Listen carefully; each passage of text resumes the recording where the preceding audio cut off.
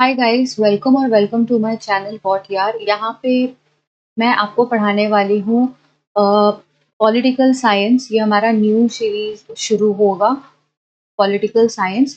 और इसका पहला चैप्टर जो है वो है वर्किंग ऑफ द कॉन्स्टिट्यूशन। तो आई होप कि आप लोगों को पता है कि कॉन्स्टिट्यूशन क्या है।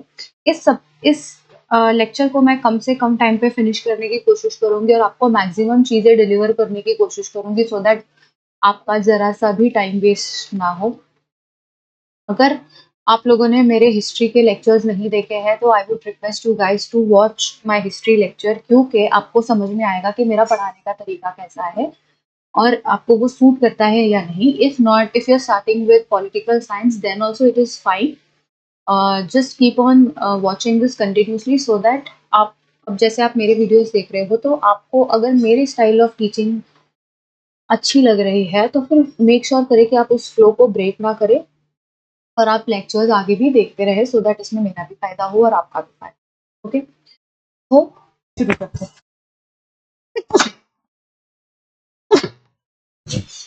Sorry guys, I am just not, I don't know what is wrong but I am not keeping well, इसलिए थोड़ा ऐसा हो रहा है मेरे साथ। The text book of political science शुरू करते हैं, ठीक है। The text book of political science have helped us to take an overview of local government, the values and the philosophy of the Indian constitution. Philosophy of Indian constitution अगर आपको जानना है तो आपको एक चीज पता होनी चाहिए विच इज प्रियम्बल।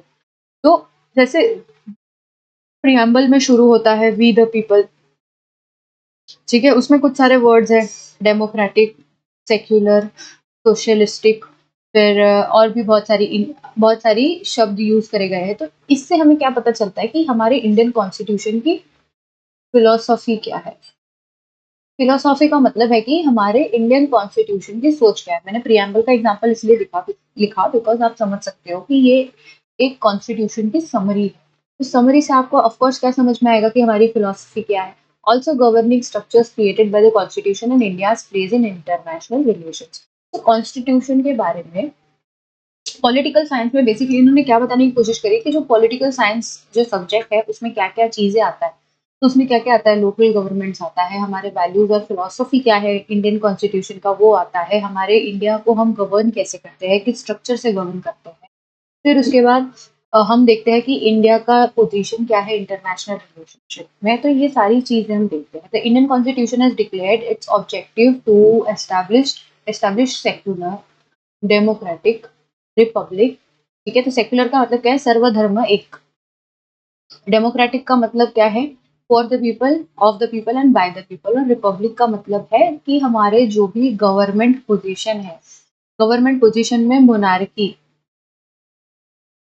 मोनार्की नहीं होगी, ठीक है। वो जो भी वहां पे गवर्नमेंट सीट पे आएगा वो अपनी मेरिट पे आएगा। फॉर एग्जाम्पल प्रेसिडेंट, ये इलेक्शन लड़के आते हैं और इलेक्शन जीत के आते हैं। पर अगर आप इंग्लैंड में जाओगे तो वहां पे आपको क्या मिलेगा, मोनार्कियल फॉर्म ऑफ प्रेसिडेंसी, ठीक है। To ensure citizen to get justice and their freedom is protected, the Indian constitution is seen as the means through which a progressive developed society based on social justice and equality will be established. The constitution came into force on 26, देखो दो चीज है। आप जब again preamble पढ़ोगे तो उसमें दो डेट्स में मेंशन की गई है कि इसको हमने बनाया था नवंबर में, पर इसको हमने एनफोर्स किया 26 जनवरी को, इसीलिए 26 जन को आता है Republic. And since then, government has been working accordance with the principles of the Constitution. In this chapter, we shall take an overview of the wide-ranging nature of Indian democracy, important changes that have taken place in its political process, and steps that have been taken to establish social justice and equality. The review will primarily focus in three regions. तो मतलब अब देखो ये इसका तीन main reason पे हम focus करेंगे। पहला तो डेमोक्रेसी, दूसरा है सोशल जस्टिस और तीसरा है जुडिशियल, ठीक है। अभी पहला आया डेमोक्रेसी। अब डेमोक्रेसी में भी देखो बहुत सारे सब पार्ट्स हैं। तो हम लोग क्या करते हैं, हम लोग देखो डेमोक्रेसी में भी पहला क्या है, डेमोक्रेसी में पहला है हमारा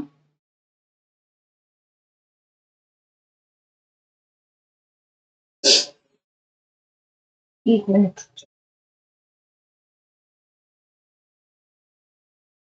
अब हमारा डेमोक्रेसी में पहला चीज क्या है? Political maturity. पॉलिटिकल मैच्योरिटी का मतलब ये होता है कि आपको कितनी अवेयरनेस है। अवेयरनेस वो भी ऐसी कि वो मैच्योर हो। अवेयरनेस किससे रिलेटेड? पॉलिटिक्स से related. Democracy does not merely imply a representative structure. The essence of representative system is to integrate the principles of democracy in actual practice.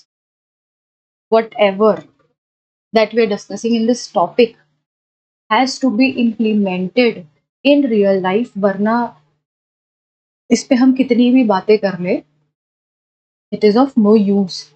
ठीक है, तो वही लिखा है इन्होंने कि हम जितने भी प्रिंसिपल्स और डेमोक्रेसी की बातें कर रहे हैं, it has to be applied in actual practice. Once this is done, democracy becomes an integral part of political life of the society.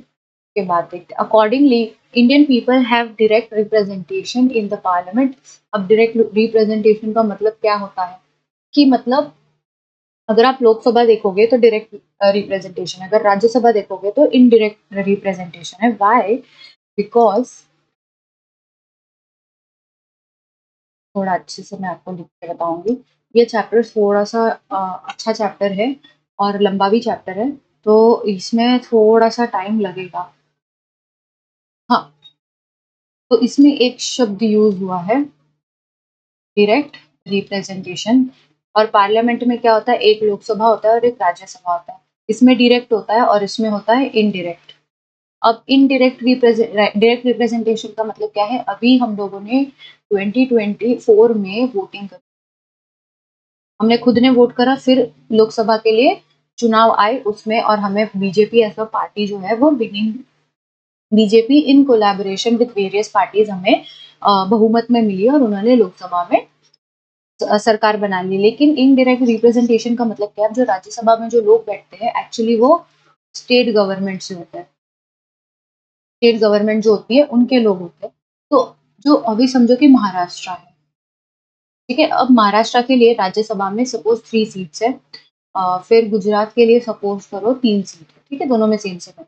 तो अब क्या होगा कि महाराष्ट्र में जो महाराष्ट्र का विधानसभा है, विधानसभा में से अभी कुछ लोग खड़े होंगे राज्यसभा में जाने के लिए, तो ये सारे लोग जो है, ये सारे लोग वोट करेंगे और इनको वोट करने के बाद जो भी विनर होगा वो यहाँ पे जाके बैठेगा। सिमिलरली गुजरात में भी होगा। तो ये इनडायरेक्ट क्यों हुआ? क्योंकि हमने जो विधानसभा के लोग हैं उनको इलेक्शन में जिताया और फिर उन्हीं लोगों ने 3 लोगों को जिता के राज्यसभा में स्टेट को रिप्रेजेंट करने के लिए भेज दिया। तो इससे क्या हुआ कि हम इनडायरेक्टली पार्टिसिपेट कर रहे हैं, क्योंकि हमने जिनको वोट दिया महाराष्ट्र के विधानसभा में, उन लोगों ने वापस से वोट किया और 3 लोगों को जिताकर राज्यसभा में भेज दिया। ठीक है, इसके नाम में आता है राज्य। राज्य का मतलब है स्टेट। तो इसमें कौन लोग होंगे? स्टेट से ही लोग होंगे। और कौन एक्चुअल में जा रहा है? स्टेट के लोग ही जा रहे हैं। Now do you understand what I am trying to say? If not, please comment so that I can repeat it again and again in a very clear manner. Okay. State legislature and local governments holding free and fair election at regular intervals is an important indicator of India's successful democracy. The increasing participation of the people in the political process and political competition shows Indian democracy has become successful to a great extent. अगर एक example ले लो कि समझो इस देश में 100 लोग हैं, 100 में से 95 लोग जो है वो वोट करते हैं, तो हमें क्या पता चलेगा कि 95 मतलब 95% of the people is trying to participate in the festival of democracy. But if out of 100 people only 10 people are participating, if 10% people are only participating in democracy, then it is not a successful representation of a democratic country. क्यों? क्योंकि बाकी के 90 लोग तो interested ही नहीं है. तो हमारा डेमोक्रेसी सक्सेसफुल कब कहलाएगा? जब मैक्सिमम लोग जो है वो पार्टिसिपेट करेंगे वेरियस एस्पेक्ट्स ऑफ डेमोक्रेसी में. अब क्या है next point? Right to vote. ठीक है, तो दूसरा पॉइंट हमारा क्या है? Right to vote. ठीक है, राइट टू वोट क्या है? The Indian constitution has made the provision of right to vote for adults. In the pre-independence period, several provisions existed which restricted the right to vote. All such provisions were cancelled after independence, and Indian constitution guaranteed adult suffrage. Adult suffrage का मतलब क्या है? Universal adult suffrage का मतलब ये होता है कि अगर आप 18 साल से ऊपर हो तो आप वोट कर सकते हो, इररिस्पेक्टिव कि आप गरीब हो, अमीर हो, फिर आप अपने एजुकेशन कंप्लीट करिए या नहीं करिए, आप अनपढ़ हो, आप अंबानी जितने सक्षम हो, आप नहीं हो, कुछ भी चीज़ मैटर नहीं करती। आप फीमेल हो, आप ट्रांसजेंडर हो, आप मेल हो, आप कोई भी हो, आप वोट कर सकते हो। अब तो इंडिया इतना इतना अच्छा हो गया है कि हमने transgender as a third gender भी हमने लागू करना शुरू कर दिया है। That is the direction in which India is heading. ठीक है? By giving right to vote equally to both men and women above the age of 21 years. No, 18 साल के ऊपर के लोगों को देखा कितना गलत लिखा है। अच्छा, पहले आफ्टर इंडिपेंडेंस 21 ईयर्स था। The voting age has been later reduced from 21 to 18, which gave opportunity of political participation to young generation in India. Such provisions have made India the largest democracy in the world. India has largest number of voters compared to any other democratic nation. Why? Because हमारी आबादी इतनी ज़्यादा है तो largest number of voter भी होंगे. This change is not only quantitative but qualitative. Previously क्या होता था कि सिर्फ कुछ लोग, only some people used to go out and vote. Other जो बाकी के लोग होते थे वो छुट्टी मनाते थे, बिकॉज अगर लोकसभा की चुटनी है, लोकसभा की इलेक्शन है, तो सारे लोगों को ऑफ देना कंपलसरी होता है। तो बहुत सारे लोग क्या करते हैं कि अगर सैटरडे संडे आ रहा है तो वो लोग टिकट बुक करके कहीं घूमने फिरने चले जाते थे। अब धीरे धीरे क्या हो रहा है ना, that active participation in politics जो है वो बढ़ रही है। लोगों को समझ आ रही है कि किसको वोट देना है, किसको वोट नहीं करना है। ठीक है? अब जैसे आज के टाइम में देखोगे, मेरी मेरी बात कर रही हूँ कि before 2014 I was least interested in politics and I had no idea whatsoever कि देश में चल क्या रहा है। क्योंकि हमें सिर्फ एक ही चीज़ पता होती थी कि कांग्रेस नाम की कोई तो पार्टी है और वो हमेशा जीतती है और वो इस बार भी जीतेगी। फिर एंट्री हुई मोदी जी की, हमारे प्यारे मोदी जी की। ठीक है? मोदी जी की एंट्री हुई, फिर हमें हमें पता चला कि भाई ऑपोजिशन इतना हिल क्यों गया है, क्योंकि पहली बार उनके सामने कोई टक्कर का आदमी आया। एंड इट इज़ देन जिसके बाद से है ना ज़्यादा पॉलिटिकल अवेयरनेस, और इंडिया बहुत ज़्यादा पॉलिटिसाइज़ हो गई है इस मामले में। अभी भी देखना, बच्चे-बच्चे को पता है कि हर हर गोदी मोदी घर-घर मोदी। तो इतने लेवल का अवेयरनेस जो है वो बढ़ते जा रहा है। तो सिर्फ नंबर में नहीं बढ़ रहा है, हम क्वालिटेटिव चीज़ें में भी बदल रहे हैं। New political parties are emerging with active support of young voters. These parties represent various expectations of people and compete in political sphere. Decentralization of democracy. Decentralization of power is central to democratic government. अब decentralization तीसरी चीज है। ठीक है? पहली क्या है? Political majority. दूसरा क्या है? Right to vote. तीसरा क्या है?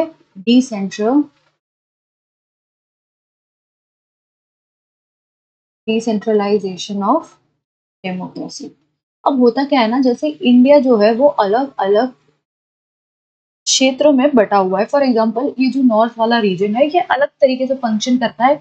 यहाँ का कल्चर अलग है, यहाँ के लोग अलग है। नॉर्थ ईस्ट तो कम्प्लीटली डिफरेंट है। फिर उसके बाद ये अलग है, ये रीजन अलग है और ये रीजन अलग है। तो अब ऐसा तो नहीं हो सकता ना कि बीच में एक हमारे मोदी जी बैठे और मोदी जी बोलेंगे सब कुछ मैं संभालूंगा। अब उनको समझ ही नहीं आएगा कि साउथ इंडिया को कैसे संभालना है। हाँ, वो नॉर्थ इंडिया संभाल लेंगे, यूपी, बिहार, गुजरात, राजस्थान, महाराष्ट्र, मध्य प्रदेश, इतना वो सँभाल सकते हैं। बट जो नीचे वाला रीजन है उसको सँभालने के लिए आपको अलग चीज़ें लगेंगी। नॉर्थ ईस्ट को सँभालने के लिए आपको अलग भी चीज़ें लगेंगी, और फिर उसके बाद नॉर्थ को सँभालने के लिए अलग स्ट्रैटेजी लगेगी। तो you can not say that I can sit in the central. अभी होता क्या है ना कि जैसे अगर इंडिया में हर जगह पे सेम सिमिलर कल्चर होता, सिमिलर एक ही लैंग्वेज होता, और मेजॉरिटी जो है, फॉर एग्जाम्पल अगर 100% पॉपुलेशन है तो अगर उसमें से 95% पॉपुलेशन अगर हिंदू होती, तो वो और अगर कल्चर सेम होता। अब यहाँ पे कैसा है, कल्चर भी सेम नहीं है। फॉर एग्जाम्पल बिहार का कल्चर अलग है, यूपी का कल्चर अलग है, गुजरात का अलग है, राजस्थान का अलग है, महाराष्ट्र का अलग है। तो आप उसको पूरे इंडिया को एक ही प्लान के साथ आप उसको चला नहीं सकते। इसीलिए इसीलिए इंडिया में डिसेंट्रलाइजेशन हुआ, किसका? डेमोक्रेसी का। मीनिंग कि सेंटर में मोदी जी बैठते हैं, सेंटर में we have BJP NDA alliance. ठीक है?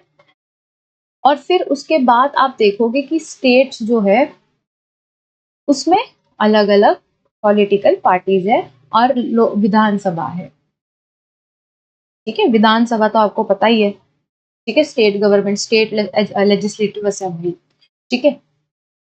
तो इसका मतलब क्या हुआ कि सेंटर से थोड़ी सी पावर किन्होंने ले ली, स्टेट ने ले ली, बिकॉज स्टेट में जो चुन के आएंगे उनको ज्यादा अच्छी तरीके से पता होगा ना कि भाई मुझे महाराष्ट्र कैसे चलाना है, मुझे गुजरात कैसे चलाना है। अगर मैं हूँ कर्नाटका की और मैं बोलूँ कि मुझे समझो कि यूपी में जाके इलेक्शन लड़ना है, तो there is this great divide no कि नॉर्थ इंडियंस हिंदी में बात करते हैं और आप सिर्फ इंग्लिश में बात करना चाहते हो। आप वहां जाके हिंदी में बात करोगे, वहां के तौर तरीकों को अपनाओगे क्या? आप उस तौर तरीकों को जानते हो क्या? You can any which ways go and elect from the state, but क्या आप एक्चुअल में सही रिप्रेजेंट कर पाओगे क्या उन लोगों को, अगर आप वहीं पे पले बड़े नहीं हो तो? इसे कहते हैं decentralization of democracy. Decentralization of power is is central to democratic government. Decentralization controls the misuse of power and also creates opportunity for political participation. Participation of common people. The directive principles of state policy include the provisions for democratic decentralization. One such important provision is regarding empowering the local self-government, make genuine democratic governance a reality for independence. Several attempts were made towards democratic decentralization. One such important attempt, अभी अगर मैं आपको बोलूँ कि ये आपको जिंदगी भर याद होना चाहिए, जिंदगी भर, 73rd and 74th Amendment Act in Indian Constitution, which gave constitutional status to local self-governing institution and also increased their power. Meaning, चलो इसका मीनिंग क्या है ना, हम मीनिंग के बारे में बात करेंगे। मीनिंग क्या है इस चीज का कि पहले सिर्फ एक सेंट्रल गवर्नमेंट होती। अब आपको समझाती हूँ मैं सेंट्रल गवर्नमेंट और स्टेट गवर्नमेंट क्या होता है। जैसे आप देखोगे सेंट्रल में एनडीए की सरकार है, ठीक है, और हमारे प्राइम मिनिस्टर कौन है? मोदी जी, ठीक है, मोदी जी। अब यूपी देखना, यूपी के चीफ मिनिस्टर भी तो है, चीफ मिनिस्टर कौन है? हमारे योगी जी, है ना, योगी जी है। मीनिंग क्या? सेंटर भी है, स्टेट भी है, स्टेट अपने हिसाब से चलता है, सेंटर अपने हिसाब से चलता है। तो इसका मतलब क्या है? पूरी पावर इसके पास है क्या? मोदी जी के पास है क्या? नहीं, थोड़ी पावर योगी जी के पास भी है। अब ये कैसे हुआ?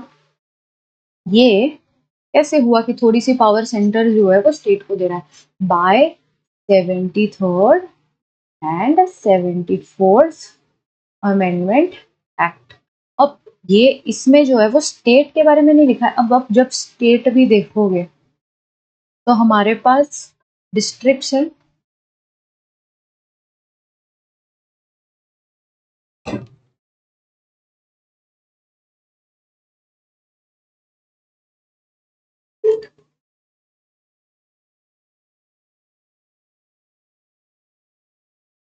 बैटरी क्यों, ये क्यों ऐसा हो रहा है? नॉट बैटरी, एक मिनट, हाँ एक मिनट गाइस।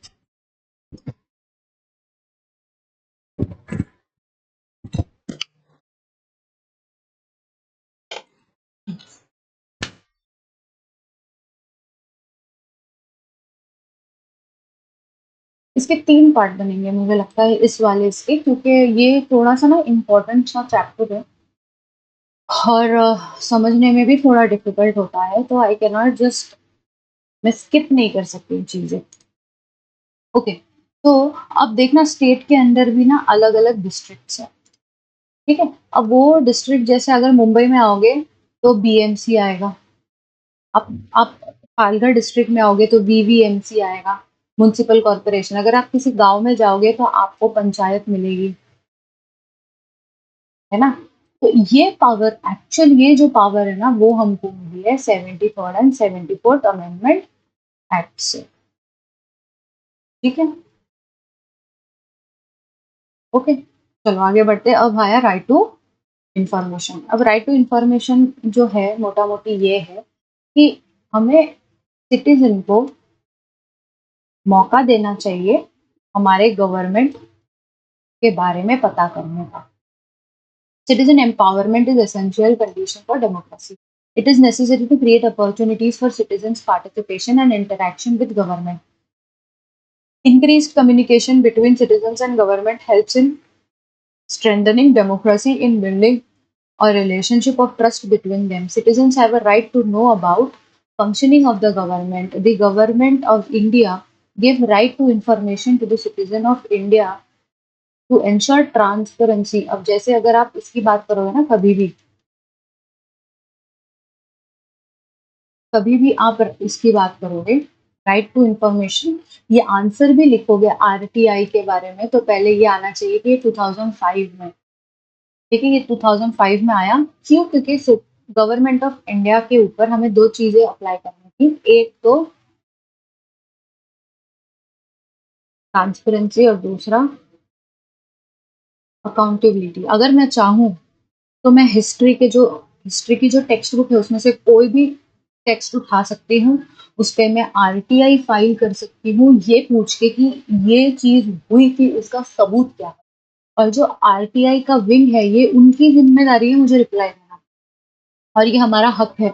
और जैसे ही आपने ये आरटीआई फाइल किया ना, तो वो रिकॉर्ड ऑफिशियल रिकॉर्ड में चला जाता है, तो you can not just ignore और से नो। ओके, उनको कुछ ना कुछ रिप्लाई आपको देना ही पड़ेगा, और उसके अलावा चलेगा नहीं।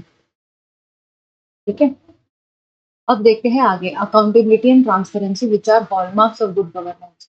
Right to information has made the government more transparent and has reduced element of secrecy in working of the government. After the year 2000, the whole approach towards democratic reforms changed. Democratic reforms are considered as rights of the citizens. Accordingly, citizens in India have got right to information, education, and food security. These have strengthened the democracy of India. अब है ना, यहाँ से हम next lecture में करेंगे, next part में करेंगे, बिकॉज ये थोड़ा ना बड़ी बड़ी चीजें हैं और उसको समझने में टाइम लगता है। तो रोल ऑफ जुडिशरी और जो सोशल एंड जस्टिस वाला पार्ट है वो हम एक साथ करें। ओके, तो हम नेक्स्ट पार्ट जल्दी से पढ़ते हैं। आप लोग वेट करिए, इसको थोड़ा सा पढ़ लीजिए बार बार, सो दैट आपको ये चीज समझ में आ जाए, बिकॉज ये बहुत इंपॉर्टेंट है। ओके।